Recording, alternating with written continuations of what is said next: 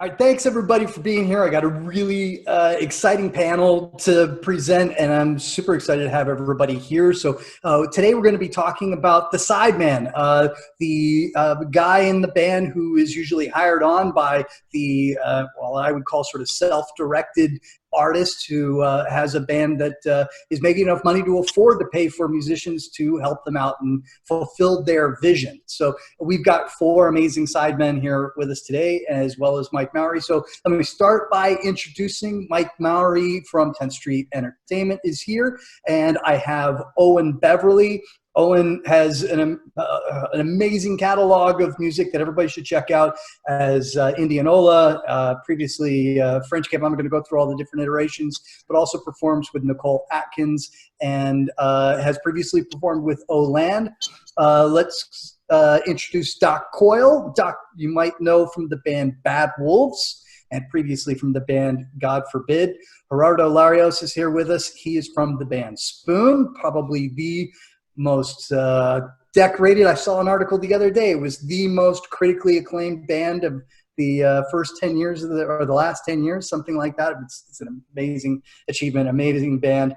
And I've got Dan Sugarman here from Ice Nine Kills. Dan also writes and records his own music as well. So let's get started. Doc, I'm hoping you'd be willing to kick us off. When you moved from the East Coast out to LA, did you envision getting a gig as a sideman? Was that part of your plan, and how crucial was it to be in LA to make that happen? Kind of. I would say it was more of an experiment. At the time, I was about 34 years old, and in rock and roll years, that's kind of like old man. That's over the hill stature. So I was, kind of coming out here just to see kind of what I was made of. But what put me on that path really was getting a gig filling in for Mark Morton from Lamb of God on a tour with Metallica. In 2009. At the time, I had never played really with anyone except for God Forbid.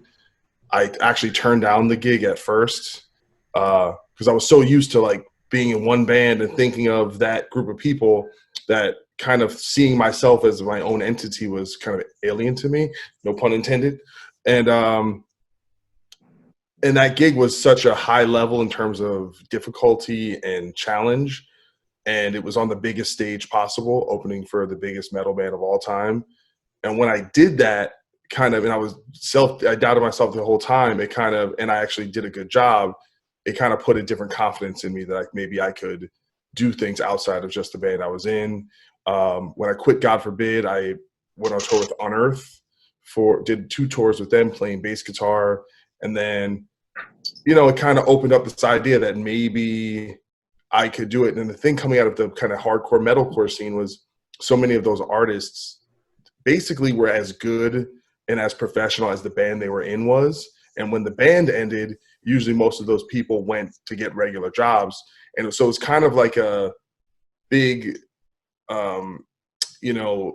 feat to like survive past your band, because it means you're not just someone who exists on the achievements of just the kind of entity, that you are kind of your own thing. And that was something I was trying to prove to myself, that I actually was a good enough of a professional musician to actually play with other bands. And I moved to LA and I just started playing with everyone. And I got a gig with this band called The Killing Lights, which was guys from Vampires Everywhere. And they were like on Victory Records. And then I played with a female drummer named Maytal Cohen, who's a huge YouTuber, and I went on tour with her. And then I filled in for Darkest Hour, went on tour with them. And, I played in a band with Rob Trujillo from Metallica called Mass Mental, and sometimes another band with also Kirk Hammett called The Wedding Band. And even since Bad Wolves has taken off, I went and played with Mark Morton from Lamb of God with his solo band. I've turned down gigs, with suicidal tendencies and things like that. So even though I'm in a band, that works full time, I'm always doing things outside of that, and never people still call me. And part of it is just you tend to see the same people get the same gigs, mainly because of reliability.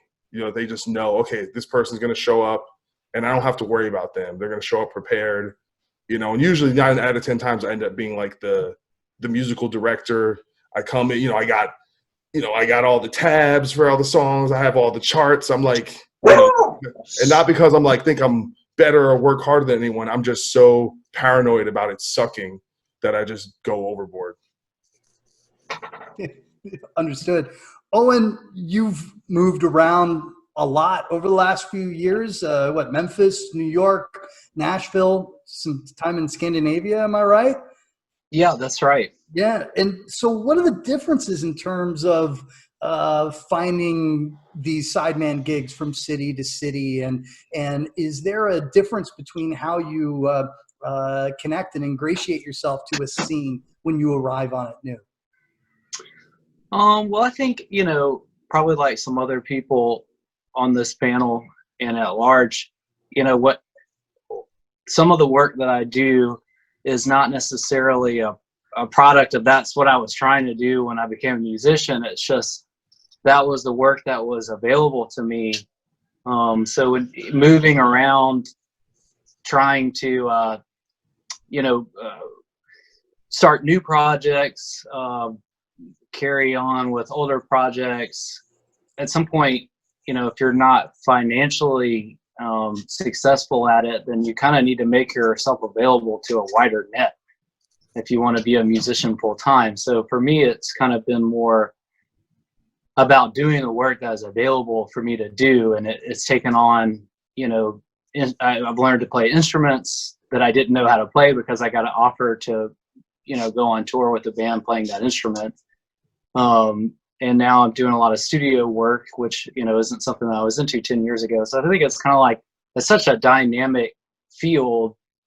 If you're dedicated to being in the music business, the big break is not always like the thing that comes along and changes your life. Sometimes it's just a slow grind over decades of kind of adapting and learning new skills and just doing whatever you can to try to stay in your scene. And I guess to answer your question, sometimes when I moved to New York, it was because I was hoping to broaden my my networking as a writer and a musician, and it was really difficult because there's a lot of people that go to New York to do that. But after 4 or 5 years, I had kind of gotten somewhere and was doing some really cool writing projects, and it started to play with nationally touring act, which was ORAN, and then that led me to Scandinavia, where I got some other gigs playing with some Danish artists, and then after that I kind of wanted to move to a new spot and just try something different. And so I ended up in Nashville, which is another big music city. And being here for 3 years, I play with 3 or 4 bands that I hadn't heard of before I moved here. And it's just kind of, I guess, to reiterate my earlier point, for me it's kind of constantly been about adapting and tightening up on whatever it is. If you get a call and somebody says, hey, do you play keys? It's like, well, I haven't done a keys gig in a long time, but maybe honestly say, well, these are who I've played keys with before. Here's some recordings of me playing keys. And then before the first gig, I'm spending 2 weeks playing the keyboard because I haven't done it in a couple of years. You know what I mean? So for me, it's like just constantly adapting, trying to be willing to learn new instruments, new skill sets, new software, whatever it is. I just got a pedal steel last week after being in Nashville for 3 years. And, it's just, I think that it's fun because it's challenging picking up the new skills, and then you just have more things to work with and you're more available when an opportunity might come along.